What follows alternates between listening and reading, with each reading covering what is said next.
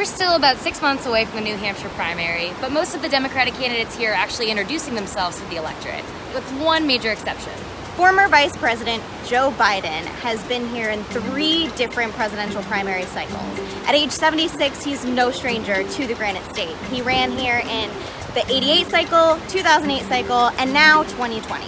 The major difference, though, is that Joe Biden never actually made it to voting day in the New Hampshire primary in his previous runs, and now he's entering the race as a frontrunner.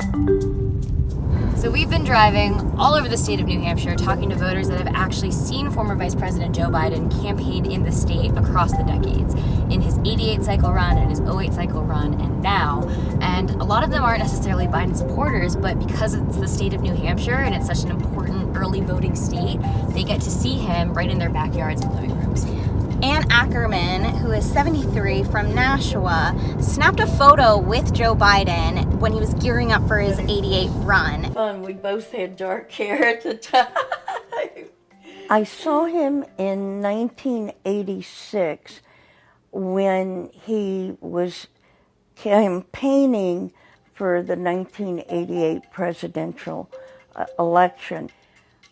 I haven't seen a lot of the humor that he has that I saw in 86, 87. New Hampshireites do come out for elections. I spoke with Gerry King of Concord, New Hampshire. She is 73 years old and a big-time Democratic activist here in the state. She's actually hosted over 8 2020 Democratic candidates in her home so far this cycle. Now, she's undecided, but she thinks Joe Biden has a lot to offer and takes real offense when people say that he's too old for the office. Here's Michelle, not at our house, but elsewhere. Here we are with Hillary in another venue. I love that there are so many candidates. I describe it as together they're one perfect person. I haven't, like most New Hampshireites, I haven't decided yet. I haven't committed.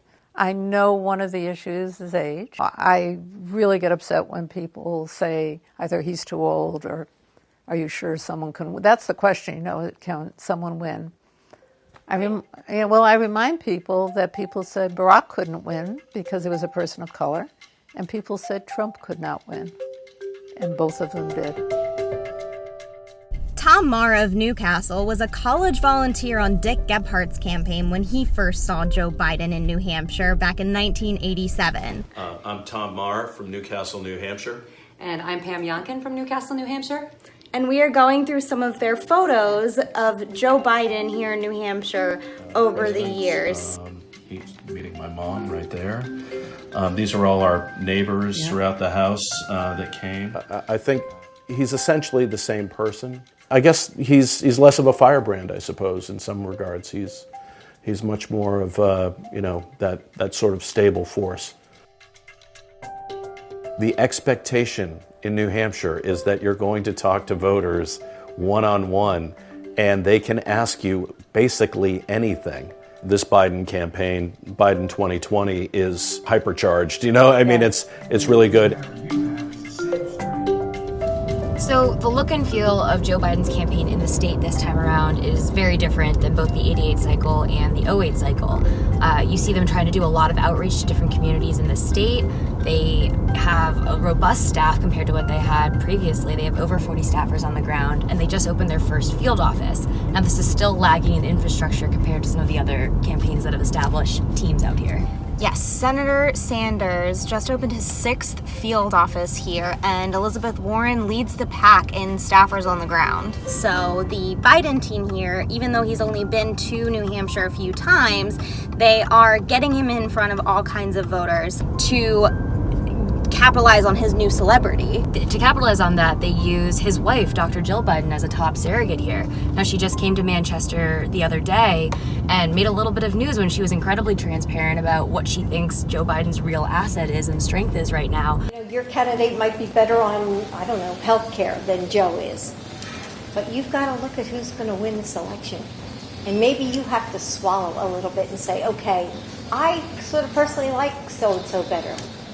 But your bottom line has to be that we have to beat Trump. So the state of New Hampshire actually looks incredibly different now than it did when Biden first ran, both in the 88 cycles and the 08 cycles, as far as the demographics politically speaking. It used to be a very red state. It's now much more of a purple state, more so than we've seen it ever before. Yeah, and that's due to a changing electorate. According to a recent study by a local expert, Dante Scala, there are two key factors that are making that change. The first is young residents reaching voting age, making the Democratic primary electorate younger, and migration, which is making it more diverse as progressive voters move into New Hampshire from neighboring states. New Hampshire, for the first time ever in its history, reached 10% minority population. And so Biden's always really appealed to a more moderate base. You know, he has a great relationship with white working class voters, but it'll be really interesting to see if he can connect with this younger, more diverse voting bloc in New Hampshire now. And he's going to have to build quite a coalition to beat the progressive senators from next door, Bernie Sanders and Elizabeth Warren, who are right on his heels in recent polls. You have Biden at 21%, Sanders at 17%, and Warren at 14% in our latest snapshot of voter opinion here. I would say that if he has a secret weapon, as it were, in New Hampshire, it is those deep, abiding relationships across the state that he's developed over decades. Hey, NBC News fans, thanks for checking out our YouTube channel. Subscribe by clicking on that button down here and click on any of the videos over here to watch the latest interviews, show highlights, and digital exclusives. Thanks for watching.